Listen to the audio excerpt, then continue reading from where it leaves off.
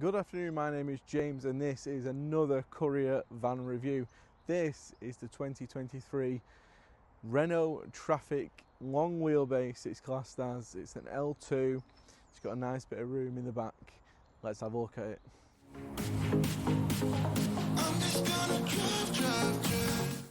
So this is probably one of the more important things in a van for a courier. It's load space, and this has quite a decent load space. It is not the leading van for this size and spec. This comes with a 2.9 metre length bed, 1.6 metre wide, and honestly, it is a lot larger than I expected it to be. It also comes with a payload, according to Renault, of 1,145 kilos. I'm assuming that is dry weight. This is only a 3-ton van, it's not a 3.5 ton. So I'm probably going to say it's less than a ton, but that is still a fantastic carrying capacity for a van like this, which can easily take 2 full-size pallets, depending on height obviously. Just shy of 1.4 metres tall in height, not a bad size. And it does come with the 180-degree rear opening doors, so you can either have it like this, or you can have them both like this, which makes loading with a fork truck a lot easier. And it comes with the sliding side door. Now the side door is actually a decent width. I'm not entirely sure you'd get a full-size pallet through there, but you'd definitely get a Euro through there on that side door. And the van rented from Enterprise, this one, just for a few days. It comes with 14 lashing points around, as you can see, but they're only these little farty hooks, and there's nothing really on the ground. They're all side mounted. I find a bit peculiar, but like I said, decent amount of room in the back of here. And this is another little feature you don't get in the back of many vans anymore. It's a 12 volt, so if you want some beacons out the back or something, you can have them plugged in here whilst you're on sites. All around, load space, pretty decent. Got these little lights in the back. You've only got one, so not going to illuminate much. And obviously, headroom, well, there isn't any.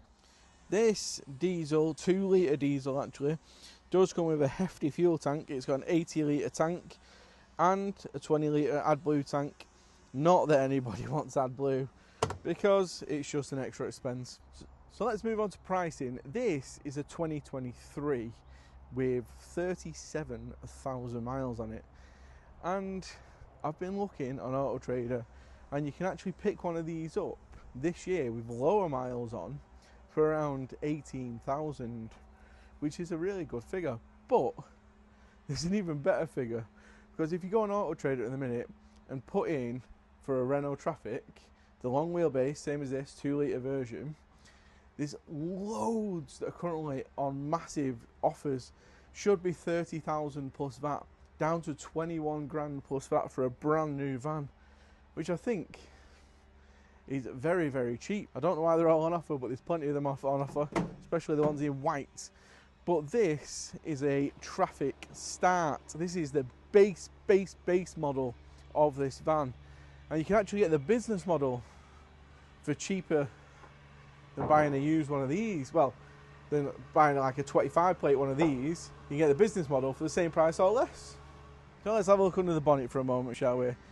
This is a 2 litre blue CDI 4-cylinder turbo engine that puts out 130 brake horsepower and 330 newton meters of torque, which is actually quite torquey for a smaller van like this. It does have a top speed of 110 mile an hour, not that you're ever going to do that, and it is front wheel drive. Now, 0 to 62, not that it matters, but 0 to 62 is 14 seconds, and the average MPG on this size van, on this spec van, is 40 MPG, and I've been running at 38 MPG for the last few days whilst I've had it.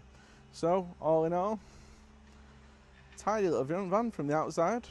Now let's take a quick look at the inside of the van, because for me, this is where I started getting let down quite a bit by this van. So this is another 3-seat interior van. You've got your driver's seat with the helm and your armrest. Then you've got 2 passenger seats. Now, once again, I am not the biggest of guys. I'm quite wide, but I'm not very tall. I'm only 5'11", and my head isn't very far off the ceiling. I do have plenty of leg room on this side, but if there was a passenger here, I would be very cramped over here. And then this seat, once again, like most vans, it is useless. If you're doing any sort of long journeys, you've got nowhere for your legs to go. You're going to be stuck. You're going to be getting hit in the leg by the gear stick consistently. You're probably going to be nudging the driver as well. So, it is not the comfiest of vans. It probably should have been a two-seater, like most vans this size should be. Two-seater, nice bit of space, nice big seat for both the driver and the passenger. So, as I was saying, leg room is ample. You get plenty of room. Don't look at my pasty white legs. But then you also get this dashboard, which is made of the cheapest plastic going. You do get a nice bit of storage here, and obviously you've got this down here, which hits you in the legs. And under the seats that I'm actually sat on, you do get quite a bit of storage, but the seats don't move. Now, every review and image and everything of this van I actually looked at was about the higher model. This is the lowest spec model, and all of them have this seat as a fold down seat, and this isn't fold down in this one. This is like fixed. You can't do anything with it. Doesn't move at all. All you can do is move the headrest. And then there's the infotainment system. So this is the infotainment system. It's basic, very, very basic. You may look here like it's got like a changer sort of thing, but when you're actually listening to music, if you're listening to your own media and your own phone, there is no way on this system you can actually change the song. And you might think you're better to do it on the steering wheel, but none of the controls on the steering wheel actually change it either. You do get a good amount of door pockets, quite large. There's one here as well, and like I said, under there that is all empty, so plenty of storage space. Nice big floor space. You could have some mats down there. If there was a single passenger here, yeah, it wouldn't be too bad, I don't think. Now, ignore my kind of monster. Let's move on to the driver's side, the side that was the most disappointed in. And that's just because leg room. Once you remove your foot off that clutch, where do you go? And the answer is nowhere, because there's no room. So here we go, look. Clutch, you change gear. You've got to have your knee fully bent. There's nowhere to like rest your foot when you're like braking and accelerating. Got your cruise control on. There's nowhere for your legs to go. You've got to sit like this, and it's not comfortable on long journeys. Once again, sorry about my pale legs. Also, I'd like to show you something. Here is the key. You can't see the buttons anymore. Quite a low quality key. But this is something I've not been able to do in a vehicle for a very long time. Put the key in the ignition. Feet nowhere near anything. And you don't need to press the clutch or the brake or anything to start the engine on this van, which is something I have not seen in a van or a car in years. So let's have a quick look at the steering wheel. It is a nice size, nice shape, and you do get cruise control and a speed limiter, and then you've got your little section here to look at your MPG, average speed, all that. And then look, there's just no leg room at all. My friend Jono, just another courier, one of the other courier YouTubers, I met him yesterday, and I sat him in here, and he's taller than me, and he looked so uncomfortable and out of place. The longest journey I've done so far in this van, it's probably been about 30 minutes driving, and it was very, very uncomfortable. You do get some other features though. Some other features that you don't see in many other vehicles, or vans to be fair. One is the eco button. Yes, you can be a little bit more economical when you press that. And then this outside button here is actually for rough terrain. So you turn that on, it comes up, and it's for loose grip. Bit better when it's on the road. So like I said, it is very stock in here, very standard, very basic, so there's not very much I can show you. This is the driver's seat as low as I can get it.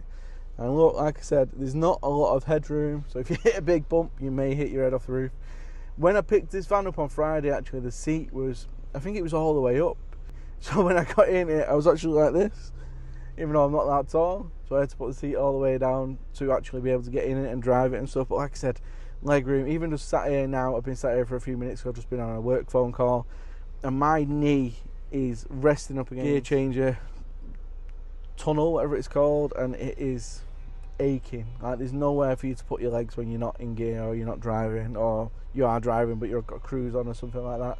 So I feel like for long journeys this van would be so uncomfortable, but it does have a lot of room in the back, so you may be able to bear with it, or if you're skinnier than me, it's probably a lot easier. Well, let's take it for a quick spin, shall we? See how it feels.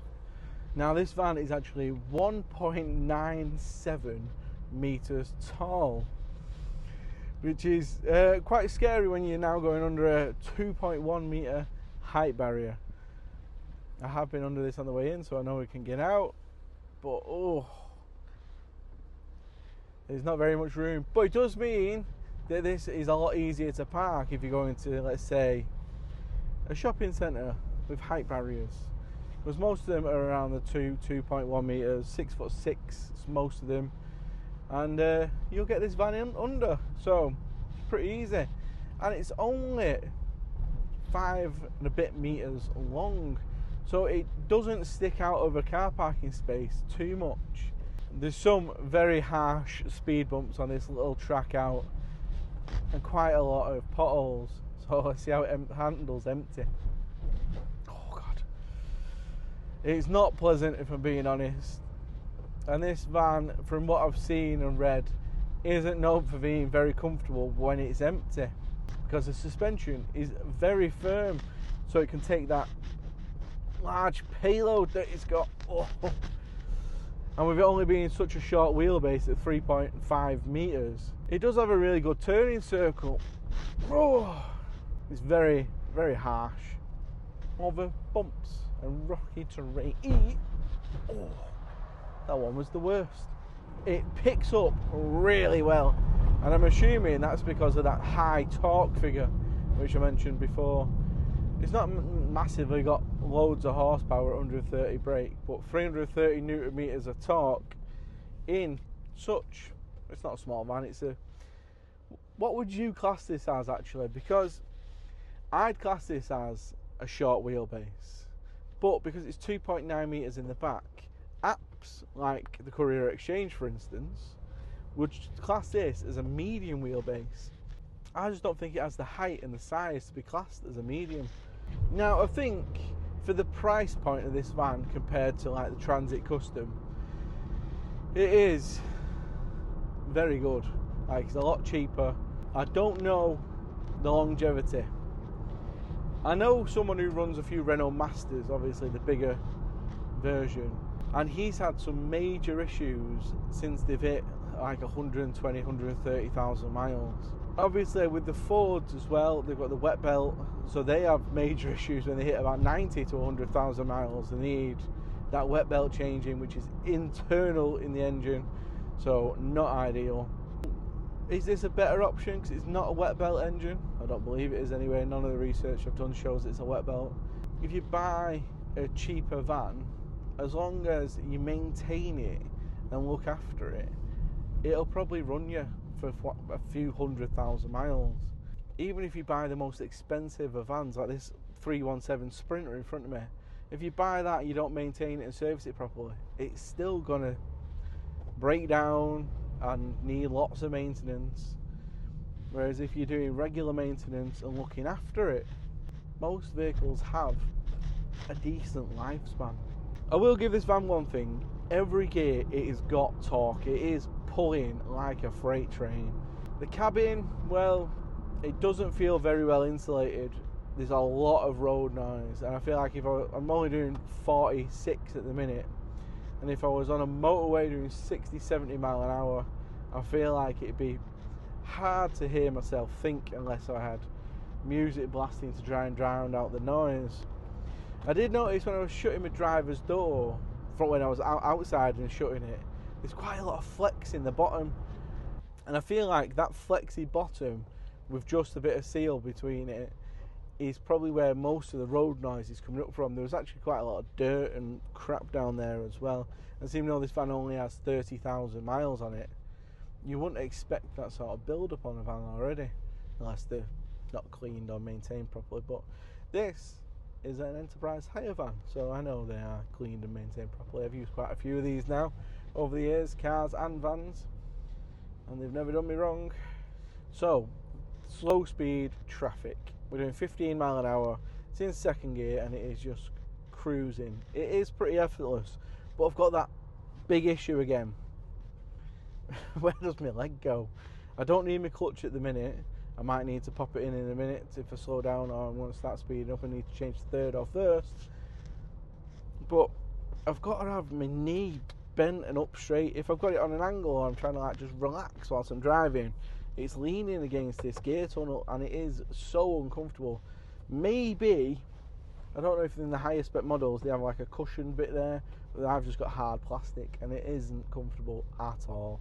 Might be worth putting a cushion bit there. Don't know if I mentioned, but in the front you get one USB port and one 12 volt, and I can't find any other way of charging or accessories in the van at all. You've got electric mirrors, electric windows, and yes, we do have a DAB radio.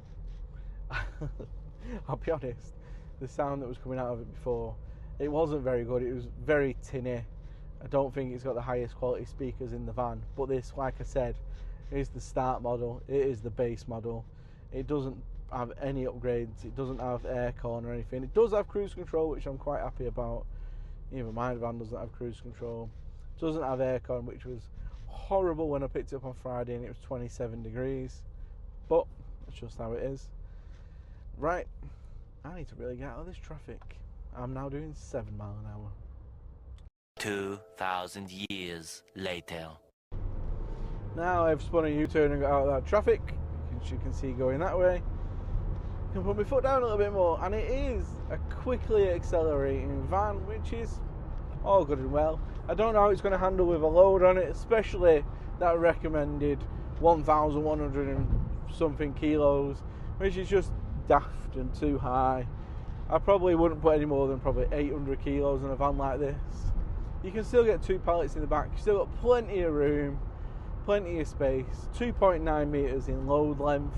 Imagine if, like the last van I reviewed, the back folded up and it came under the seats, then you'd have like 3.25 metres, but it doesn't.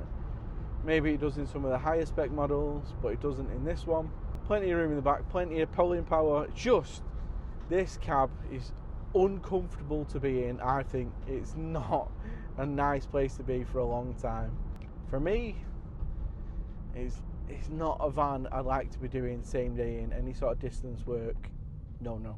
Maybe multi-drop, maybe running around throwing parcels at people, maybe that sort of work, but definitely same day, I'd say it was off the cards for this sort of van.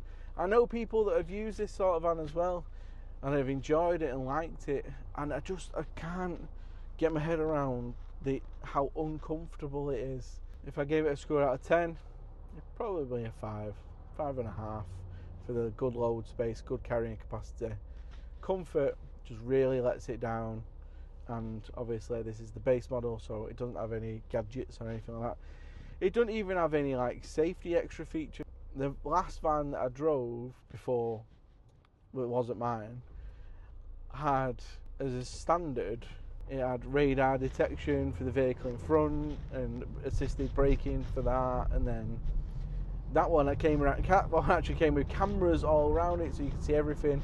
This one don't even have parking sensors or anything. You've just got to use your mirrors and know the length of your van, which yes, a lot of drivers do. But with it being so new, 2023, and even the 2024 and 2025 models, the base model's the same, you would have thought it would come with those extra features as standard just to be more safe on the road. But unfortunately it doesn't. But maybe that is why it's priced the way it's priced. Like I said, you can go and pick up a 2023 version of this with lower miles than this for about 17,500 plus that, which is a good price for such a new vehicle. So let me know your thoughts down below on the Renault Trafic LL30 long wheelbase. If you've had one, what are your experiences? What would you say about it? If you've ever thought about one, have I put you off with the uncomfortability? If you're slimmer than me, obviously, it's probably going to be a better drive for you anyway.